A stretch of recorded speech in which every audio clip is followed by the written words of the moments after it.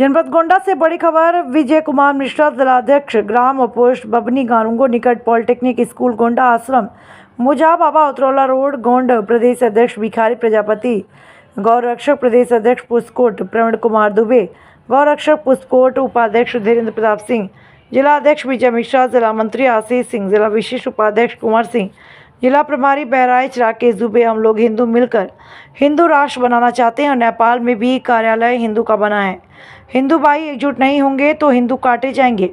हम लोग एकजुट होकर ही अपना हक लेने के लिए लड़ाई लड़ेंगे। हमारा कर्तव्य है कि हम एक हिंदू हैं और हिंदुस्तान के नागरिक हैं। हम हिंदुस्तान को धोखा नहीं देंगे। हम सभी हिंदू मिलकर हिंदू राष्ट्र घोषित कराकर दम लेंगे। उत्तर प्रदेश मुख्यमंत्री योगी आदित्यनाथ के शासन में काम करेंगे। हिंदू भाई अपनी जीत पर आने रहेंगे, अपनी जिद पर अड़े रहेंगे और जैसे कि अंगद अपनी जीत पर अड़े थे। निरोग मंदिर के लिए ब्यूरो चीफ राम प्रसाद की खास खबर।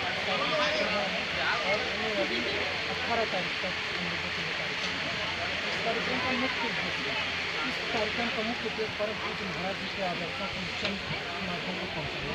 पूज्य महाराज जी ने जातिगत समीकरण को तोड़कर सामाजिक समझौता सहयोग के माध्यम से एक दूसरे के प्रति जागरूकता लाना, जातियों का जो दंश आज हम लोगों को डस रहा है उससे बचाने का जो प्रयास उन्होंने शुरुआत की थी उसको आज हम लोग जन जन तक ले जाना। जो बीते चुनाव में जो सपा पार्टी की जीत हुई, तो सपा की सीटें बनी, क्या उसको लेकर ये जातिवादिता तोड़ने का ये कोई आज से नहीं, ये पूज्य महाराज जी के समय से चल रहा है। ये समाजवादी पार्टी या किसी एक अलग पार्टी का नाम नहीं है। हम लोग किसी पार्टी से नहीं, हम लोग पूज्य महाराज जी के सिपाही और हम लोग हिंदुत्व के लिए ही कार्य करते हैं, जिसमें गोरक्षा, समाज सेवा, संत सेवा, नदियों का संरक्षण ऐसे कार्य हैं, न कि किसी मजहब के बारे में कोई सिद्धांत या कोई राजनीति।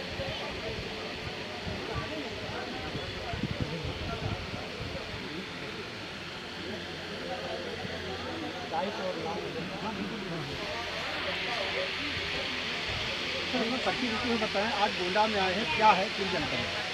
भिखारी प्रजापति प्रदेश अध्यक्ष विश्व हिंदू महासभा हिंदुत्व पुनर्जागरण अभियान के महानायक गोरक्ष पीठाधीश्वर के निर्देश पर विश्व हिंदू महासंघ संपूर्ण उत्तर प्रदेश में 12 सितंबर से 18 सितंबर तक राष्ट्रपिता वैद्यनाथ जी की 10वीं पुण्यतिथि का आयोजन। जैसा कि महाराज जी ने अभी हाल ही में कहा कि बटेंगे तो कटेंगे, उनका यह साफ इशारा था कि बीते समय में यही कारण रहा हमारा देश का रहा। अब ऐसी चीज़ें न होने पाए, इसलिए आज हम लोग राष्ट्रसंत वैद्यनाथ जी महाराज जी की पुण्यतिथि का संकल्प लेते हैं कि न हम बटेंगे न हम कटेंगे, हम सनातन हैं, सनातन महाराज जी की बात से आप सहमत हैं? योगी जी की बात से आप सहमत हैं? क्यों, क्या कारण लग रहा है, क्यों सहमत होने का सहमत होने का कारण क्या है? कुछ ऐसा कुछ देखा आपने कि मेरे सहमत होने का कारण है कि जब हमारे अंदर विभाजनकारी स्थिति आ जाएगी, जब बृहद हिंदू समाज बटेगा तो निश्चित एक ऐसी स्थिति थी, देश कब गुलाम हुआ जब यहाँ पर सबसे ताकतवर होता। पृथ्वीराज चौहान कहा चौहान वंश बड़ा है, राजा परमार थे वो कहे नहीं परमार वंश श्रेष्ठ है, कन्नौज नरेश कहे नहीं चंदेल वंश श्रेष्ठ है, प्रतिहार वंश के मामा माहिल कहे नहीं प्रतिहार वंश श्रेष्ठ है। तो ये जो हम बटे ना होते तो हम हिंदुस्तान से कटे भी ना होते, फिर मुगलों का शासन यहाँ नहीं होता। महाराज जी उन्हीं सब चीज़ों को इंगित करके उन्होंने कहा कि अब ऐसी स्थिति न आने पाए, न हम गोत्र में बटने पाए, न हम जाति में बटने पाए। हम एकजुट रहेंगे, सनातनी रहेंगे, सनातन हमेशा रहेंगे। कैसे जोड़ेंगे एक साथ जाति में? देखिए, राष्ट्रसंत वैद्यनाथ जी महाराज जी ने इसके के लिए खिचड़ी सहभोज एक सबसे बढ़िया कार्यक्रम है। उन्होंने कहा कि दलित बस्तियों में हम जाएंगे, उनके घर का अन्न जल लेंगे, वही बनाएंगे, वही परोसेंगे।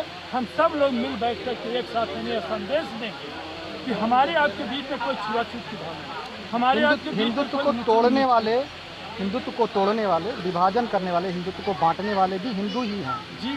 उनसे कैसे निपटेंगे आप? देखिए, दो तरह की समरसता हमें चाहिए, एक राजनैतिक समरसता और एक सामाजिक समरसता।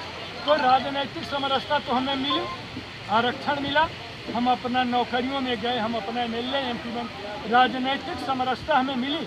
लेकिन सामाजिक समरसता का जो रास्ता अवैधनाथ जी ने महाराज जी ने बताया हम योगी आदित्यनाथ जी महाराज के नेतृत्व में उस पर चल रहे हैं और उन विभाजनकारी शक्तियों से हम लड़ रहे हैं। और धीरे धीरे उनके भी समझ में आ रहा है कि देश विभाजन, समाज विभाजन, राष्ट्र विभाजन का मुख्य कारण आपसी भेदभाव, आपसी मनमुटाव है। हम इसे रोकेंगे। हिंदव सोदरा सर्वे न हिंदू पथितो। इस देश का नाम हिंदुस्तान है और यहाँ हिंदू बहुसंख्यक हैं। तो क्या कारण है कि हिंदू बहुसंख्यक होते हुए भी आज जागरूकता, जन जागरण करना पड़ा हिंदुओं में? देखिए, मौर्य काल के समय में देश की सीमाएं सबसे ज़्यादा थी। तब अफगानिस्तान भी भारत का हिस्सा था। 76 साल पहले बांग्लादेश भी भारत का हिस्सा, पाकिस्तान भी भारत का हिस्सा। लेकिन जो राजनीतिक जो चीज़ें हुई, ठीक है, माना हमने कालांतर में कुछ समय में हमारे बीच में सामाजिक भेदभाव थे, लेकिन आज हम यहाँ इतने लोग बैठे हैं, कोई सामाजिक भेदभाव नहीं करते। तो कालांतर में हमने अपनी गलतियों को सुधारा। हम उन दलितों के साथ उठ बैठ करके हम रह रहे हैं। हम उन सारी चीज़ों को सुधार रहे हैं जिनके कारण हमारा विभाजन है। और हम नहीं, हिंदू बहुसंख्यक है, फिर भी अल्पसंख्यक से लड़ने की जरूरत क्या है? नहीं, अल्पसंख्यक से देखिए कारण क्या है? मैं कारण बताता हूँ। जब हम गोत्र में बटे तो हमारा देश पृथ्वीराज चौहान जैसे शासक के रहते हुए गुलाम हो गया। जब हम जातियों में बटे तो हमारा देश जो है विभिन्न प्रकार की जातियों में बटे। राजनीति से जो राजा हो, शासक की बोली, शासक की भाषा और शासक का शासन ही सबको मानना पड़ता है। कालांतर में ऐसा रहा। ये तो देश विभाजन के समय हुआ कि जब दो देश जब मुसलमानों के नाम पर दे दिए गए तो उनको उस देश में चला जाना चाहिए। लेकिन कुछ ऐसे लोग थे जो भाईचारा, गंगा जमुनी की बात करते थे। मैं कहता हूँ गंगा जमुनी संस्कृति नहीं है, सिर्फ गंगा संस्कृति है। भारत की सिर्फ गंगा संस्कृति है। गंगा जमुनी संस्कृति के नाम पर हमें चला गया। पाश्चात्य लेखकों के नाम पर हमारे इतिहास को तोड़ा मरोड़ा गया। और हम हारे इसलिए कि महाराणा प्रताप चाहे थे वो मुगल को खदेड़ते, लेकिन महाराजा मान सिंह खुद हिंदुओं की सेना को लेकर के अकबर की सेना में गए और अकबर की सेना में 80%